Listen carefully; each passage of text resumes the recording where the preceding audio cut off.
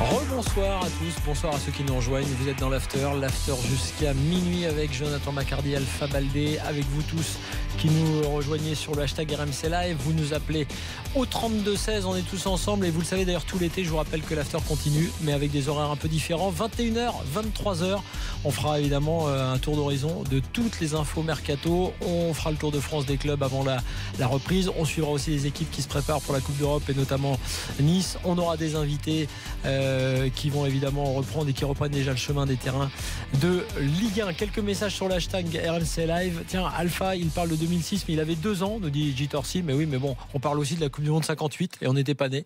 Et voilà, ça fait 2006, j'ai suivi tous les matchs de l'Italie et tous les matchs de la Coupe du Monde. Pas 2 ans alors. En 2006 ? Ouais. Non, je les ai suivis un entier à la télé. T'avais quel âge ? J'étais assez mature, je pense que j'avais déjà mon bac. D'accord. Attention, ça, t'as vu, voilà, Alpha est africain. T'avais déjà, il y a un truc sur l'âge, il donne pas son âge. Il dit, j'arrive pas à me suivre. Il dit c'est quelle Coupe du Monde, c'est en Allemagne en 2006. Là, il dit voilà, machin. Non, j'avais pas le bac, je l'ai passé en 2009 le bac. Très bien. Tiens, Lebron Steak nous dit pourrait-on appeler Simonet pour avoir son avis sur le Portugal ? Ben non, parce que les drôles de dames se reposent évidemment. Et puis l'arbitrage vidéo, tiens, c'est un débat que vous pouvez retrouver sur la page Facebook de l'After, sur aussi rmcsport.fr. Évidemment, le bilan de l'arbitrage vidéo sur cette compétition. Voilà, un peu sur ce bilan qu'on a tiré de la Coupe des Confédérations. On va donc maintenant parler de l'AS Monaco. C'est l'heure de mon avis tranché. Que ce soit pour l'épilation, pour le naturisme ou pour les tirages au sort, nous sommes pour l'intégrale. En fait, je ne vais pas parler que de Monaco, je vais parler du PSG, je vais parler un peu de tout. Pour être très simple, c'est un sujet qu'on a abordé hier et ça revient à un truc très important à mon avis, c'est que Monaco va donc vendre, on vend déjà beaucoup de joueurs, on a déjà vendu, ils ont vendu évidemment Bernardo Silva, ils vont sans doute vendre Bakayoko, là je parle des joueurs qui partent à l'étranger à coup sûr, ils vont vendre Mendy, sans doute à l'étranger également, et puis se pose la question de 2 joueurs, Fabinho et Mbappé. Fabinho, Mbappé, et quel joueur sans doute l'un des meilleurs milieux de terrain qui évolue en Ligue 1, qui évolue en Ligue 1 l'an dernier. Peut-être notre future pépite française et un des meilleurs attaquants et qui s'est révélé en tout cas en ce sens, qui joue déjà en équipe de France. Or, Monaco a des offres pour ses joueurs, a priori. On sait que le Real s'est positionné sur Mbappé, notamment, peut-être même Arsenal, mais aussi le PSG. Et là, je dis, le Real, Monaco peut vendre au Real, à Manchester, à United ou City, mais pas au PSG. Parce que leur logique économique parfois prime un petit peu sur la logique sportive, ça a été le cas il y a quelques années. Ça, à la limite, pourquoi pas ? S'ils ont le talent pour à chaque fois nous trouver des remplaçants de qualité ou pour garder suffisamment de joueurs pour faire une équipe compétitive, encore une fois, pourquoi pas ? On n'est pas des bisounours, on sait que c'est le business. Mais là, après, on touche quand même un truc de base, c'est-à-dire la concurrence interne, la concurrence domestique.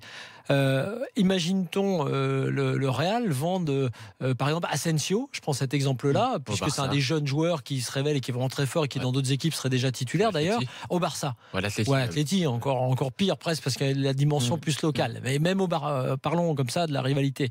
Non, c'est inimaginable. Donc que Monaco vende, surtout quand on a d'autres clients entre guillemets, je dis allez-y. Alors évidemment c'est pas si simple, si le PSG met 30 millions de plus, peut-être que, mais même c'est peut-être là qu'il faut que la fameuse culture foot qu'ils veulent se réapproprier en disant non, on n'est pas là de passage, je parle des Russes, on est là pour redonner l'image et redonner l'histoire de ce club qui a une histoire, qui a été champion, ils le sont redevenus, qui veut gagner la Ligue des Champions, pourquoi pas. Si vous voulez faire ça, ne vendez pas vos meilleurs joueurs au Paris Saint-Germain, parce que là on touche à un truc de base, et même si c'est 30 millions, 20 millions, 10 millions de plus, on est quand même dans l'éthique sportive et surtout dans le combat sportif. Et je dirais même que ce serait un discours fort que d'entendre le président, que ce soit Vassiliev ou Ribololev, dire on avait une proposition du Paris Saint-Germain, mais oui, on a préféré vendre Mbappé au Real ou Fabinho à Manchester parce que il est hors de question de renforcer un concurrent. Donc voilà, vendez si vous voulez, mais pas au PSG. Moi, je pense qu'on est d'accord avec toi. On est d'accord, il n'y a pas de débat. Non, mais c'est forcément de ne pas renforcer le concurrent. C'est une évidence. Plus que de renforcer le concurrent, je pense que ça fait partie du travail de construction identitaire que tu dois faire en tant que club. Tu as eu un projet qui a démarré un peu sur les chapeaux de roue. Il y avait Falcao, Rames, Moutinho qui sont arrivés d'un coup. Ce changement de cap avec beaucoup de jeunes. Maintenant, tu as gagné un trophée. t'as une base de travail qui est solide, mais si tu veux un petit peu redorer ton blason en tant qu'institution, en tant que club, identité de club dans notre championnat, c'est très important d'arriver à faire ce que Flo a expliqué, quoi. Après, je sais pas, Flo, je pense qu'il a pris un exemple tout à l'heure un petit peu extrême on connaît la rivalité entre le Barça et le Real. Ouais. Je pense qu'il n'y a pas cette rivalité-là, justement, entre Monaco et le PSG. C'est deux grands. Mais moi, je voulais dire juste renforcer, on va dire, un concurrent direct pour le titre. Oui, bien sûr, ça, on est d'accord. National. Après, dans la gestion sportive même, la direction devrait le savoir qu'il ne faut pas donner un de ses meilleurs éléments aux concurrents la saison prochaine qui va nous concurrencer pour remporter le titre local ou même en Europe. Maintenant, est-ce que si après tu l'as dit, si Paris pose un peu plus de blé, je pense que la question ne va pas se poser, quoi. Une question de blé, je pense que pour Mbappé ou Fabinho, les tarifs sont relativement fixes, quoi. Enfin, ça m'étonnerait que après si Paris quand on parle de sommes comme 135 millions d'euros. Ouais, mais ça serait la caution justement pour briser justement cette concurrence entre Monaco et Paris. Si tu t'appelles le PSG, si tu veux prendre un joueur d'un concurrent direct de ton championnat, faut que tu mettes plus que le Real qui veut le prendre dans un autre championnat. Je suis complètement d'accord. Tiens, Thibaut, supporter du PSG, est avec nous. Salut Thibaut. Bonsoir. Bienvenue dans l'affaire Thibaut. Ton avis à toi qui est donc supporter du Paris Saint-Germain? Alors, déjà, je vais complètement suivre ta logique. Pour moi, Monaco ne doit pas vendre Fabinho Paris Saint-Germain. D'un point de vue ne serait-ce que sportif, ce serait illogique que Monaco renforce le PSG, surtout qu'ils sont sur une dynamique très positive. Ils viennent de remporter le championnat, ils font demi-finale de Ligue des Champions. Je pense que leur but, c'est d'être dans la continuité et de vendre Fabinho au PSG, Mbappé au PSG. Quel message t'envoie aux supporters? Quel message t'envoie à un championnat dont on dit qu'il est en train justement de retrouver sa superbe, de retrouver quelque chose de bon, de bien, de compétitif. Là, on a le champion de France qui abandonne 2 de ses meilleurs éléments au PSG. Bon, ça n'a pas de sens. Et je pense que dans même notre logique à nous, de supporters du PSG, même si Fabinho est un bon joueur, on n'a pas forcément envie de l'année prochaine de remporter le championnat avec 35 points d'avance. On a envie d'avoir de la concurrence. Bon, ça c'est dit. Maintenant, d'un point de vue ne serait-ce que technico-tactique, j'essaie d'élargir la question. Fabinho, mais où? Parce que c'est un très bon joueur. Ah non, Fabinho, je ne le mets jamais en 6 devant ma défense. Je suis d'accord avec toi, mais c'est la seule place qui me semble, récupérable. Moi, quand je pense à Fabinho, je me rappelle que quand il arrive à Monaco, il jouait arrière droit. Absolument. Et que le Paris Saint-Germain est à la recherche d'un arrière droit, puisqu'Aurier me semble plus ou moins en partance. Et que Meunier est un très bon joueur. Maintenant, est-ce que dans la tête d'Emery, il compte faire de Fabinho son arrière droit? Ou alors, est-ce que Fabinho, dans un rôle à la Monaco, c'est-à-dire un passage en 4-4-2 du PSG, avec, je sais pas, disons un Agüero, un Mbappé ou un Alexis Sanchez à côté de Cavani. En gros, soit tu changes de système, soit tu le mets arrière droit. Toi. Oui, pour moi, Fabinho, c'est soit on le met dans un 4-4-2 dans le système dans lequel il a évolué cette saison à Monaco, dans ce rôle à côté de Verratti, et là il devient intéressant parce qu'il a un rôle de box-to-box. Soit tu le mets arrière droit. Alors ce qu'il dit, et je vais te dire, ça sera un argument supplémentaire pour lui pour venir à Paris parce qu'il est barré en sélection depuis qu'il joue au milieu de terrain.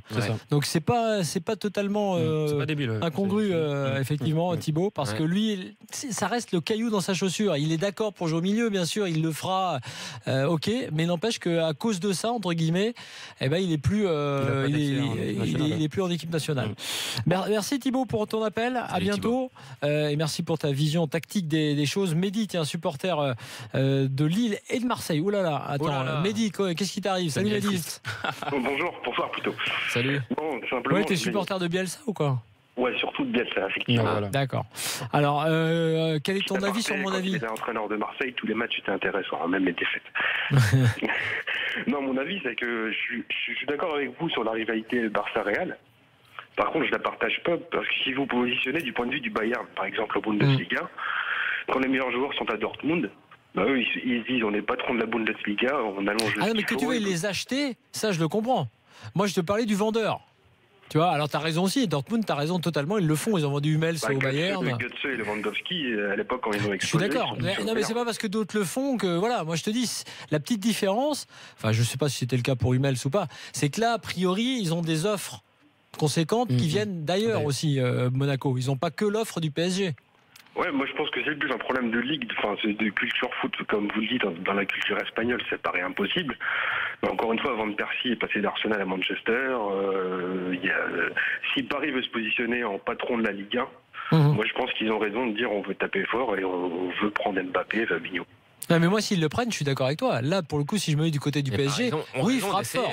Mais pour le coup, Monaco marquerait un signal très fort aussi dans l'autre sens pour ses supporters. Enfin, c'est mon avis. Non, mais ils ont raison. Mehdi, puisqu'on t'a juste un mot sur, puisque tu disais que tu étais fan de Bielsa, le fait qu'il arrive à Lille, évidemment, pour toi, ça va te faire changer ta vision du LOSC. Je vous cache pas que j'ai déjà pris mon billet. Dès que possible, je vais prendre le Lille. Tu vas déménager pour aller habiter à Lille. Non, j'y habite. Ah ouais, bon alors ouais, en plus. J'ai une culture foot. Je suis tombé dans la baignoire marseillaise, on va dire, mais j'habite Lille. Donc j'ai une culture espagnole. En Espagne, Fred Armel dit qu'on a le club où on habite plus le Real ou le Barça. Moi, je supporte Lille et Marseille. D'accord. Ouais, pourquoi pas, effectivement. Merci en tout cas, Mehdi, d'avoir été avec nous. Salut. À bientôt. Tiens, je vous encourage à nous appeler au 3216 pour vous inscrire pour le quiz, puisque je vous l'ai dit en fin d'émission, il y aura donc un quiz. Alors beaucoup de réactions sur le hashtag RMC Live. Alors effectivement, Lewandowski est parti pour 0 € au Bayern, c'est incomparable effectivement. Tiens, oui, Mehdi. Non, je disais oui, c'est vrai. Je connaissais pas le montant je savais pas qu'il était parti en contrat, mais l'idée est là, quoi. L'idée était la même effectivement. Mehdi, supporter de Lille et Marseille, hashtag Footix. Tiens, Mehdi, t'en prends pour ton grade sur MJI. Sur un quiz, je déchire n'importe quoi. Peut-être qu'on va te garder, tu vas rester pour le quiz. Bon, à bientôt, Mehdi, en tout cas, merci. Salut, Mehdi. Salut. Merci. Salut. Mehdi, alors sur les autres messages, d'un point de vue sportif, tant pour la Ligue 1 que dans son intérêt perso, Mbappé devrait aller à Man United ou à Madrid. Alors là, lui, c'est parce qu'il parle par rapport au niveau, on va dire, de la Ligue 1. Fabinho est un bon arrière droit, mais c'est un excellent milieu de terrain. Il doit rester au milieu, nous dit Maxime Beckman. Donc là, c'est le débat sur le positionnement. Contre-exemple avec le Borussia, donc qui ne se gêne pas pour renforcer le Bayern, c'est vrai. Le Bayern est un mastodonte et une emprise sur la Bundesliga que le Paris Saint-Germain n'a pas. Pas encore, ouais. Pas encore, mais c'est vrai que financièrement, ils peuvent l'avoir aussi, la preuve. Enfin, ils peuvent essayer. On parle de prestige, là. Ouais. Oui, tu changes de système, le recrutement qui va être fait dans le but de coller au schéma préférentiel de Emery. Alors effectivement, c'est vrai qu'on pense quand même qu'il va y avoir des modifications tactiques cette année. Et puis, une Gringnon nous dit qu'il n'y a aucun intérêt pour le PSG à investir en Ligue 1. Les clubs veulent circonvenir à dessein le PSG en survalorisant leurs joueurs. Donc, aussi.